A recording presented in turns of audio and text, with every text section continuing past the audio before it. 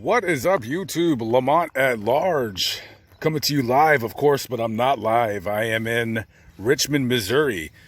I am at the Richmond Cemetery. We are here to pay a quick visit to a man who will forever go down in infamy when it comes to Western culture, history, and just how the West was won and how the West was in a way lost to criminality for a long time.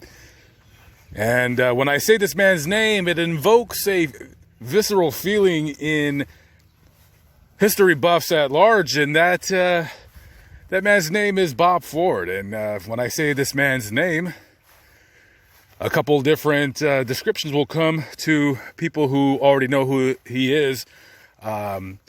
Liar, turncoat, thief, murderer, backstabber, snitch.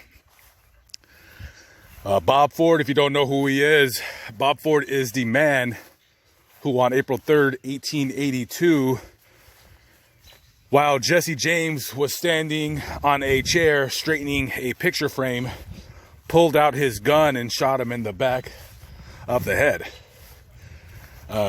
Bob Ford and his brother Charles Ford, they were a couple members in the Jesse James gang posse. Jesse James, we all know his name. Him and his brother Frank, they were leaders of the James gang. They would go around robbing and killing.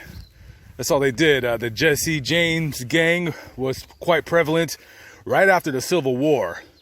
Just going around, and I believe they're going around Kansas, Missouri, Nebraska area, robbing stagecoaches, robbing banks, whatever they can make a dollar. And history and Hollywood have made this gang out to be some kind of a Robin Hood type characters, robbing from the rich, the rich bankers, the rich banks, and giving to the poor. But that is not the case. Jesse James and his band of marauders were nothing but criminal scumbags as far as I'm concerned. But we have somewhat over the years have romanticized the image of what an outlaw was back in those days.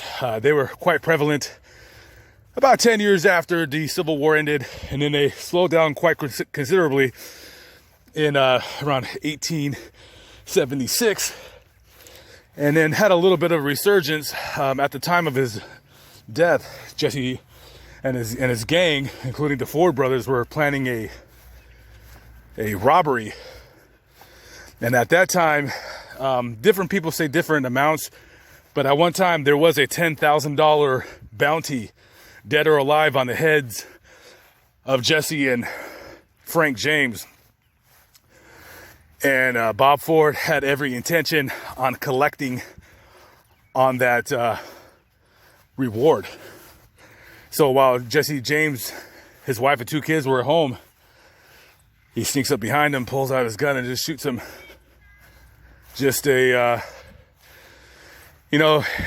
been played over in movies so long, but just overall, just a complete scumbag, if you ask me. Now, I will say this. Jesse was no innocent guy. You live by the gun, you die by the gun. So, when you're keeping the company of killers and thieves, honestly, what else do you expect? Got a broken stone right there. So I believe he might be in this general area. Coincidentally enough, when Bob Ford tried to claim the reward for killing Jesse James, he was actually charged with his murder, and he wasn't even given the whole amount of the reward. I believe he was given half, or he might have been given $5,000. And he was quickly pardoned, I believe, by the governor of the state of Missouri. And Bob Ford went on to, I guess, bigger and better things, but he was a true pariah. He was just overall known as just a snitch. As just a snitch. So we're gonna go ahead and go to his grave really quick. And ladies and gentlemen, here we are at the grave. The man, the legend, the coward, the cowardly Bob Ford. There is his grave. December 8th, 1841 to June 8th, 1892. The man who shot Jesse James. But it also, there is room to also inscribe, shot him in the back. And a lot of historians will say this man is the second greatest coward that American history knows. The first being Benedict Arnold. Coward, turncoat, whatever you want to call him. After Bob had killed Jesse James and got pardoned by the governor, he went around the country with a big sign that says, "Take a picture with the man who shot Jesse James." And people would take pictures with him, but after a while, he turned into just a real, a real hated person. And he also died by the hands of another on June 8th, 1892. Bob was in the saloon opening up, and a man by the name of Edward O'Kelly came in with a shotgun at his hip and simply called out, "Hey, Bob." Bob turned around, and Edward pulled the trigger and blasted him one time in the neck, killing him instantly.